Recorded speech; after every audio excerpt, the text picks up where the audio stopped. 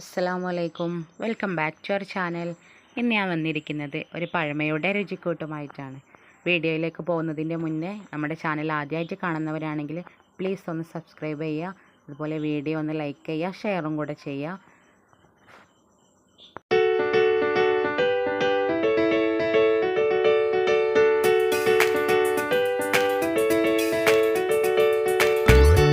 ഇനി നമുക്ക് നേരെ വീഡിയോയിലേക്ക് പോവാം. അപ്പോൾ ഇതിന് വേണ്ട മെയിൻ ഇൻഗ്രീഡിയൻ്റാണ് ചേമ്പിൻ തണ്ട്. ഒരുപാട് ഔഷധ ഗുണങ്ങളുള്ള ഒരു വെജിറ്റബിളാണ് ചേമ്പിൻ തണ്ട്.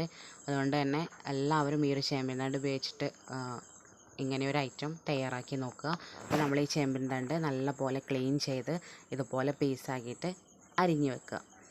അങ്ങനെ ചെറിയ ചെറിയ പീസാക്കിയിട്ട് വേണം ഇതൊന്ന് അരിഞ്ഞെടുക്കാൻ വേണ്ടിയിട്ട്.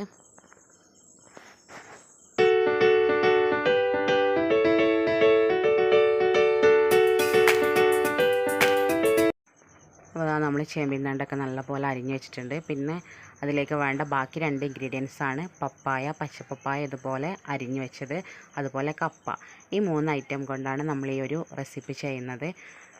അപ്പോൾ നമുക്ക് ഈ ഐറ്റം എല്ലാം ഒരു കുക്കറിലേക്ക് ഇട്ട് കൊടുത്ത് അതിലേക്ക് 2 പച്ചമുളക്, അതുപോലെ ആവശ്യത്തിന് ഉപ്പ്, അല്പം വെള്ളം അധികം ഒഴിക്കേണ്ട ആവശ്യമില്ല. കാരണം ഈ ഒരു ചേമ്പിൻ തണ്ടും അതുപോലെ പപ്പായൊക്കെ ഒരു ജലാംശമുള്ള വെജിറ്റബിളാണ്. അതുകൊണ്ട് തന്നെ അധികമായിട്ട് നമ്മളിതിലേക്ക് വെള്ളം ഒഴിച്ച് കൊടുക്കേണ്ട ആവശ്യമില്ല.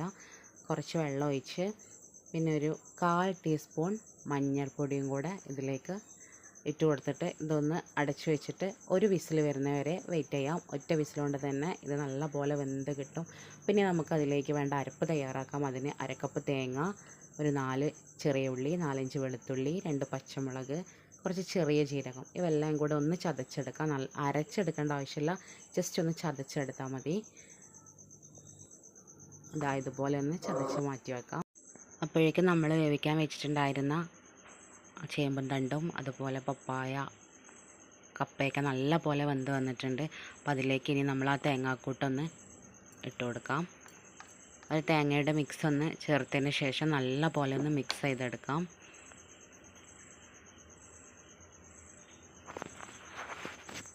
നല്ല പോലെ ഒന്ന് മിക്സ് ചെയ്തിട്ട് ജസ്റ്റ് ഒരു തിള വരുന്നത് വരെ ഒന്ന് വെയിറ്റ് ചെയ്യാം. ഇനി നമുക്കിതിലേക്ക് ജസ്റ്റ് ഒന്ന് വറവിട്ടെടുക്കാനും കൂടെയുണ്ട്. അതും കൂടെ കഴിഞ്ഞാൽ നമ്മൾ സൂപ്പർ ടേസ്റ്റി ആയിട്ടുള്ള ഈ റെസിപ്പി ഇവിടെ റെഡി ആകും. അപ്പോൾ ഇത് ഒന്ന് ഒരു തിള വന്നിട്ടുണ്ട്. അപ്പോൾ നമുക്കിനി ഫ്ലെയിം ഓഫ് ചെയ്തിട്ട് ഒരു ചെറിയൊരു പാന് വെച്ചിട്ട് അതിലേക്ക് വെളിച്ചെണ്ണ ഒഴിക്കാം. വെളിച്ചെണ്ണയിൽ തന്നെ ഇത് വറവിട്ടെടുക്കണം, അപ്പോഴാണ് ഇതിൻ്റെ ടേസ്റ്റ്. വെളിച്ചെണ്ണ ഒന്ന് ചൂടായി വന്നതിന് ശേഷം നമുക്ക് അതിലേക്ക് ചെറിയുള്ളി ചേർത്തെടുക്കാം. അതുപോലെ ചെറിയുള്ളി തന്നെ വറവിടാൻ വേണ്ടിയിട്ട് ഉപയോഗിക്കണം. ഈ ചെറിയുള്ളി നല്ല പോലെ ഗോൾഡൻ ബ്രൗൺ ആയതിന് ശേഷം മാത്രമേ നമുക്ക് അത് ആ ഒരു റെസിപ്പിയിലേക്ക് ചേർത്ത് കൊടുക്കാൻ പറ്റുള്ളൂ. അപ്പോഴാണ് അതിൻ്റെ ടേസ്റ്റ്. അപ്പോൾ നമുക്കിതൊരു ഗോൾഡൻ ബ്രൗൺ ആവുന്നത് വരെ ഒന്ന് വെയിറ്റ് ചെയ്യാം.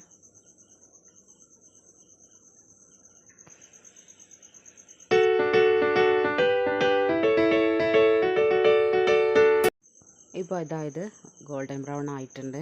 ഇനി നമുക്കിതിലേക്ക് അല്പം കറിവേപ്പിലയും കൂടെ ചേർത്ത് കൊടുക്കാം. വറ്റൽമുളക് ഉണ്ടെങ്കിൽ അതും കൂടെ ചേർത്ത് കൊടുക്കാം. എൻ്റെ കയ്യിലിപ്പോൾ ഉള്ളത് തീർന്നു പോയിട്ടുണ്ട്, അതുകൊണ്ട് ഞാനത് ചേർത്ത് കൊടുക്കുന്നില്ല. ഇനി കറിവേപ്പിലയും കൂടെ ചേർത്തിട്ട് അതും കൂടെ നല്ല പോലെ ഒന്ന് മൂപ്പിച്ചെടുക്കാം.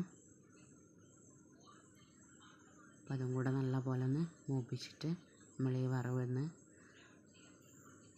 ഇതിലേക്കൊന്ന് ചേർത്ത് കൊടുത്തിട്ട് നല്ല പോലെ ഒന്ന് മിക്സ് ചെയ്തെടുക്കാം. അപ്പോൾ നമ്മൾ സൂപ്പർ ടേസ്റ്റി ആയിട്ടുള്ള ഈ റെസിപ്പി ഇവിടെ റെഡി ആയിട്ടുണ്ട്. എല്ലാവരും ഒന്ന് ട്രൈ ചെയ്ത് നോക്കുക, എന്നിട്ട് അഭിപ്രായം അറിയിക്കുക. അപ്പോൾ നമ്മളെ ചാനലൊന്ന് സപ്പോർട്ട് ചെയ്യുക.